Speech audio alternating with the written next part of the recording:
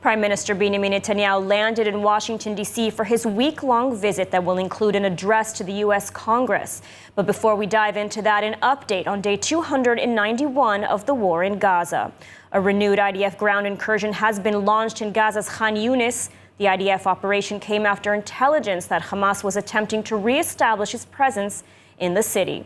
And this as Israel's Knesset voted last night to approve the first reading of a bill designating UNRWA, the Palestinian aid agency, as a terrorist organization and severing all ties with it.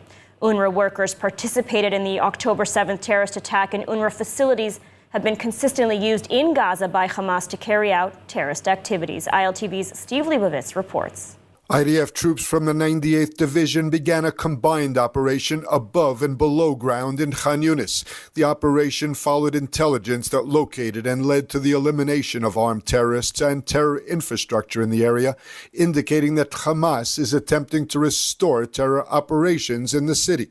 The Air Force and artillery hit more than 30 terror targets in Khan Yunis, including the area from which a launch was made that fell in an open area near Nirim. In order to avoid civilian casualties, Gazans were ordered to leave parts of the humanitarian areas in Khan Yunis after intelligence indicated that Hamas had embedded terror infrastructure inside the humanitarian zone. The humanitarian area has now been adjusted, and some Gazan civilians were instructed to move to other areas. In Rafah, IDF troops operated in a school near a humanitarian route that armed terrorists tried to take over. The troops directed drones that located and eliminated the armed terrorists on the route. Meanwhile, in heartbreaking news, the IDF informed the families of the two hostages, Alex Danzig, 76, and Yagev Buchstab, 35, are no longer alive. Alex and Yagev were brutally abducted into Gaza, and their bodies are still being held by Hamas. The confirmation of their deaths comes after intelligence indicated that they died in captivity. The circumstances of their deaths have not been determined. More than half of the 120 hostages held in Gaza since October 7th are not believed to have survived the 291 days in Hamas captivity. And Prime Minister Netanyahu is in Washington ahead of expected meetings with President Biden, Vice President Kamala Harris, and former President Donald Trump.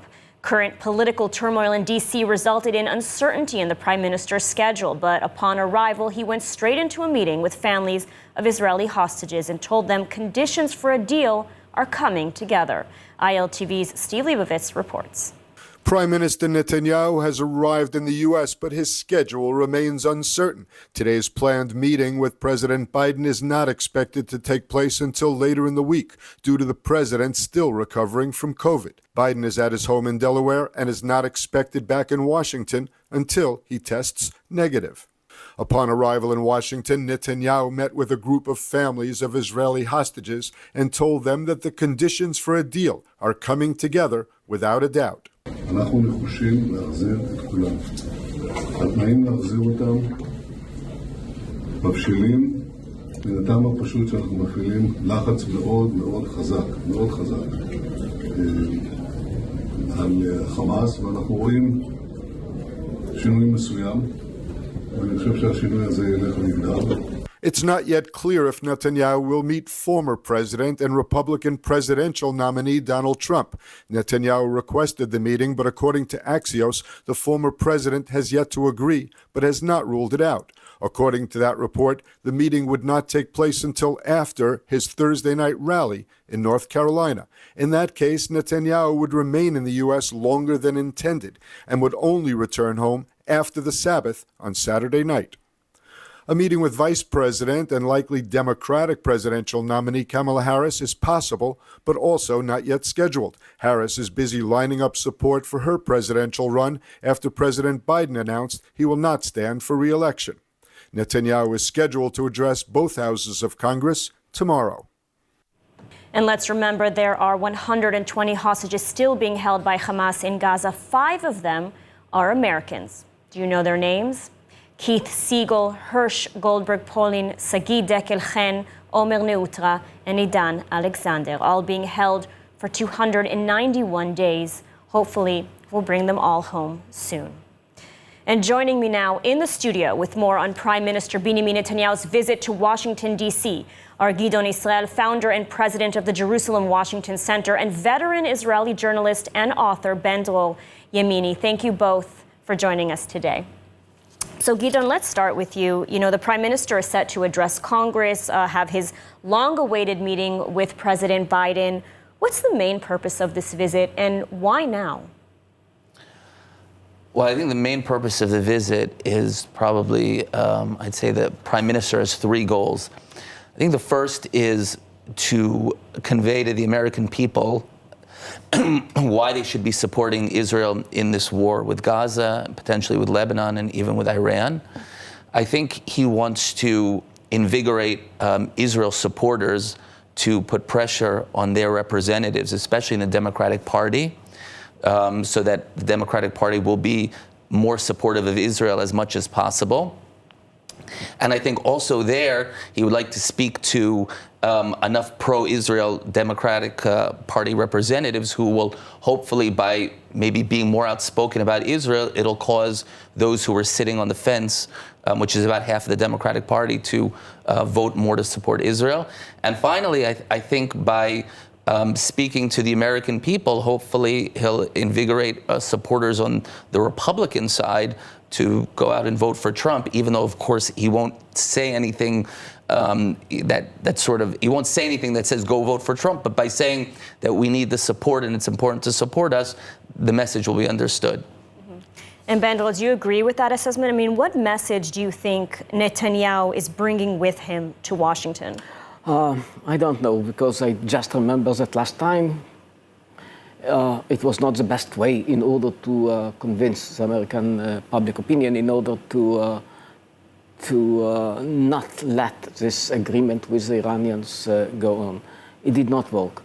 I hope this time it's going to work more. Let's not forget, we began this war with, I would say, the unprecedented support to Israel. And now we are, after more than almost 10 months, we are speaking about the worst situations that Israel ever faced. Something happened, and we cannot exempt Netanyahu from what happened. He is the Prime Minister, so he made a lot of mistakes. I do hope that he will correct something, because without any political debate that we might have about Netanyahu, we want the best for Israel. That's what we want. So we do hope that he will, as my friend said, that he will succeed in convincing more people in the case of Israel and in supporting Israel. I do hope that it will happen. I would add that also the America and even the Congress that Netanyahu is speaking to now, as opposed to last time he was there in 2015 and he spoke, is very different. First of all, the Democratic Party has moved much farther to the left. Remember, even one of Israel's supposedly best friends in the Senate, Chuck Schumer, called for the resignation of Netanyahu, and he put him in the same basket as Smotrich and Ben-Gvir. That's the first thing. So there's much less support on the Democratic Party side for Israel now. And also, second, on the Republican side, we're seeing cracks in the traditional and almost wall-to-wall support for Israel. Some are asking, especially on the more libertarian side, wait a second, why are we sending money to Israel? Like, we have problems on our border, our economy is not doing so well, we have runaway inflation. So it's also important to speak to that constituency, why it's into America's advantage to support Israel. So that's a difference between 9 years from the last speech to this speech now. Yeah, it didn't work until now. We do hope that something will change. But we have to admit that it did not work until now. And what we see is less support in Israel. It's not only the universities. I mean, many times we tell ourselves, we delude ourselves that maybe it's only the universities, maybe it's only students. No, it's not. It's not. It's much worse. Yes, you were completely right by saying that something happened in the Democratic Party. Yes. But we have to think about our mistake, about the Israeli government mistakes, by not convincing the American public opinion, and mainly the Democrats, that they are wrong. And they are wrong. needless to say. They are completely wrong. They many times do not understand the realities in the Middle East. Well, and we have a problem. I want to ask you, because Netanyahu waited a very long time for this meeting with President Biden, who is now on his way out. I mean, not quite the meeting that he had hoped for, perhaps. I mean, how do you think that the meeting between Bibi and Biden will play out? I mean, it's no secret they've had their differences, as you've both mentioned, about the changes within the Democratic Party. Biden is not concerned with your election now. Could this be maybe a risky move, a detrimental move for Netanyahu? Biden is still the president of the United States. And I think that this only happened now because, or in this area of time, because we're after a period of a few months where America has withheld munitions from Israel that Israel said it's needed. And as a reservist in Gaza, I can tell you we feel that. So I think Netanyahu waited and I guess did all that he could before he came to Congress or before they arranged the speaking engagement. So Benjol, Netanyahu is also supposed to meet with Kamala Harris, whose track record on Israel is controversial. She's made a number of anti-Israel statements that have resurfaced recently. I mean, how do you think that a meeting like that would play out, and what would Netanyahu hope to gain out of that? It's very interesting because actually when we are speaking about the White House, she was in charge on the connection with the Muslims, with the Muslim communities. I mean, it was not something which was official, but that was her job. So I want to assume that maybe the anti-Israeli declaration were because of her special job, unofficial job. But yes, we have a problem. We have a problem because she doesn't have this kind of deep connection. I mean, she never declared about herself that she is a Zionist, and I guess Joe Biden is the last president of the United States that is declaring publicly. By the way, he just said it a week ago, I think. A week ago, saying again, and whoever is familiar with the American public opinion knows, mainly among the Democrats, he knows that to say something like that is wow, because for so many people, unfortunately, being a Zionist, it's like being a fascist. The industry of lies is working, unfortunately, and that's why so many people think Zionism is maybe fascism. No, it's not. Zionism is humanism. Zionism is the right of Israel to exist. Zionism is a self-determination. How can you fight for the self-determination of Palestinians and in the same time deny the right of Jews for self-determination? Now, Joe Biden understands it. I'm not sure that Kamala Harris does. I think also that Joe Biden, even though he says he's a Zionist, Joe Biden and Kamala Harris, they both reflect the base of the Democratic Party, and that base of the Democratic Party is not pro-Israel. And Joe Biden, he's been in politics for 50 years. Joe Biden has moved with the party on every issue. Whatever's at the forefront of the party, he'll be the loudest on that issue. And Israel has now become a not so popular issue with the party. So what about Trump? I mean, will we see a Trump-Netanyahu reunion? Because, reports from the U.S. indicate, for example, that J.D. Vance will not be attending Netanyahu's speech either. We know that there's some bad blood between Netanyahu and Trump. I mean, what do you make of this? It's very interesting, but I think they can overcome. I don't think that it will continue. Yes, we heard this kind of remarks against Netanyahu on behalf of Trump. It's not a problem. Yeah, okay, I mean, something which might happen. I'm not sure that Trump has good reasons, by the way. I think that Netanyahu, what he did when he blessed Joe Biden was the right thing to do. But I do hope for all of us, and I think it will happen, they will compromise on the differences. And because generally speaking, yes, we have a problem. We have a problem also in some parts of the Republican Party, but generally speaking, they are pro-Israelis, and they will continue, I think, to be pro-Israelis.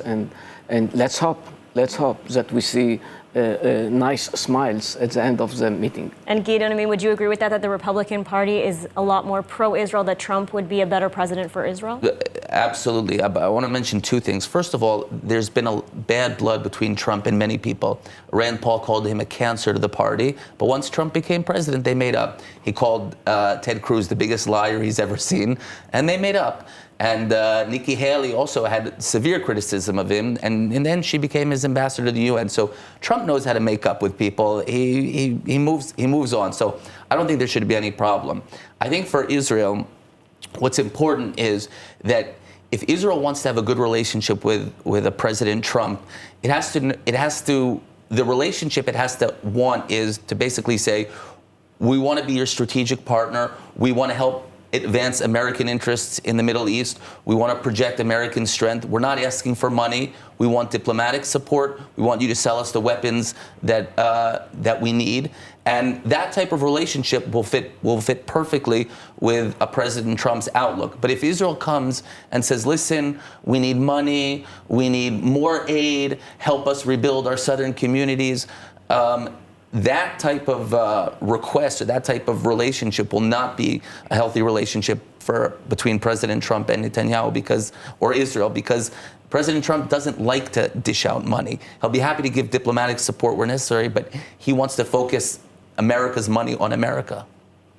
All right, well, Ben-Dwal, Yamini, Gidon, Israel, thank you so much for joining us today for this important panel discussion. And speaking of politics, Palestinian factions, including longtime rivals Fatah and Hamas, have agreed to end their divisions and form a national unity government. This is according to Chinese state media following 3-day negotiations hosted by Beijing. The Beijing Declaration was signed at the closing ceremony of the reconciliation talks, which marks China's growing influence in the Middle East. Last year, China brokered a peace deal between Saudi Arabia and Iran. This unity government comes as Hamas, a U.S.-designated terrorist organization, carried out the October 7th massacre, and as Israel has vowed to destroy the terrorist organization. And as the world is calling on Israel to reach a two-state solution with the Palestinians. Yet Fatah, which is supposed to be Israel's partner for peace, is now instead partnering with Hamas terrorists whose main mission is to destroy the state of Israel. So exactly who is Israel supposed to make peace with in this two-state solution scenario? And moving on, security forces went into action in Judea and Samaria with a drone strike on a terror cell and busting a kidnapping plot near Jericho. More from ILTV's Steve Leibovitz. In Tulkarem, an airstrike targeted an armed terror cell. The strike reportedly killed 5 senior members of terror groups. According to the reports, all 5 senior commanders of terror organizations in the area were eliminated, including the commander of the Al-Aqsa Martyrs Brigade Battalion. There are ongoing exchanges of fire between IDF forces and terrorist gunmen. Earlier, the Shin Bet announced it had uncovered a terrorist plot in Judea and Samaria to kidnap Israelis. The discovery was in the Aqabat Jabber camp near Jericho. One of the terrorist suspects dug a hole near one of the homes that they intended to use to hold hostages. 2 terrorists were arrested. They had purchased firearms and other weapons and recruited others to carry out a kidnapping. The Shin Bet also said it foiled a planned shooting attack by Palestinian university students. Security officials say the cell was given instructions and funding by Hamas's branch in Turkey. Since the Hamas attacks on October 7th, American Friends of Sheba Medical Center has stepped up in an extraordinary way. They've raised more than $35 million, ensuring the victims of the massacre and the soldiers who are fighting for Israel continue to receive life-saving treatments and rehabilitation. American Friends of Sheba has arranged for more than 150 volunteers to travel to Israel, providing critical support to the nation's largest and most comprehensive medical center. Be a part of the Sheba. Stand for health. Stand for Israel. Donate now. And now, with news constantly bustling in Israel, staying informed can be challenging. So here is President and CEO of the International Fellowship of Christians and Jews, Yael Eckstein, to give us 3 highlights of this week's news stories. Let's take a look.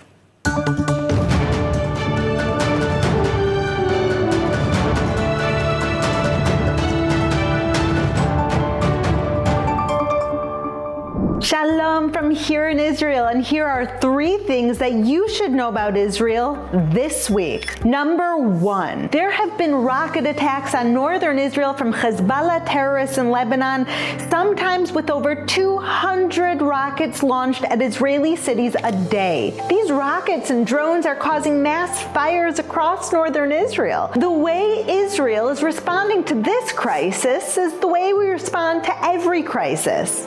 We are coming together to help. All different civilians, first responders, security personnel from across northern Israel are going to where the rockets are landing and helping to put out the fires. Once again, it's the people coming together to meet this need and to save lives together. Number 2, did you know that there's now an Israeli basketball player who's playing in the NBA? Golden State Warriors have announced their 2024 Summer League roster, and it features EuroLeague player Roman Sorkin. Sorkin is an Israeli citizen who played for Maccabi Pleitika in Tel Aviv.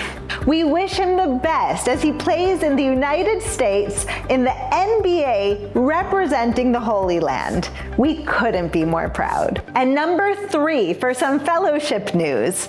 Earlier this month, on July 8th, the International Fellowship of Christians and Jews had a seminar for new Olim. Olim are Jews from across the world who picked up and moved their lives to Israel. The fellowship not only helps them make that move, but we help them find a job and get settled once they are here in Israel. This is a win-win for the state of Israel and these new immigrants. All we want is to wish them a huge success in their new life and their new home in Israel, and we're standing with them to make that happen. Well, there you have it, 3 things that you now know about Israel this week. Join me next week, same place, same time, for more information and updates on the Holy Land. And especially this week, we are praying for America and wishing former President Donald Trump a refuah shlema, a quick and full healing. Amen. And now the Paris Summer Olympics are set to begin this weekend, and the Israeli delegation is already on the way, being escorted, of course, by tight security following recent death threats aimed at Israeli athletes. More on this from ILTV's Devo Klein. The Israeli delegation for the 2024 Summer Olympics departed Ben Gurion Airport this morning, accompanied with heightened security amidst recent threats aimed at Israeli athletes. With the ongoing war between Israel and Hamas, the Israeli delegation has faced numerous death threats. Israeli athletes are currently facing safety threats from Parisians and Europeans, but also French lawmakers and public figures are not thrilled for the Israeli team's arrival. One comment came from far-left French lawmaker Thomas Portet, who was quoted saying that Israelis are not welcome in Paris. Shortly after his speech, French Foreign Minister Stéphane Séjourné dismissed the comments and reiterated that the Israeli delegation was welcome in the French capital. Despite foreign ministry backing, the Israeli delegation is set to travel with heightened security as they prepare for a hostile reception. Israeli Olympic officials revealed that the security budget for the Paris Games had been doubled in comparison to Tokyo. Despite recent threats, the Israeli athletes are determined and departing with a national mission to represent their country, the Jewish state, and bring home as many medals as possible. The delegation, comprised of 88 athletes, will compete in 15 different categories. Along with the hope of winning, the athletes are prepared to represent Israel in the Olympic arena. And we wish the Israeli team the best of luck. And now, let's take a look at the weather forecast. Clear skies are expected tonight around the country, with temperatures reaching lows of about 23 degrees Celsius or 74 degrees Fahrenheit. Then tomorrow, partly cloudy skies are expected alongside warm temperatures reaching highs of 34 degrees Celsius or 93 degrees Fahrenheit. And that's a wrap for today's news. For the latest updates from Israel on all your devices, be sure to follow our ILTV channel, subscribe to our newsletter, and explore our website, iltv.tv. Stay informed with the latest news straight from the heart of Israel. I'm Ladar Gravey-Lazi. Be well, stay safe, and thank you so much for watching.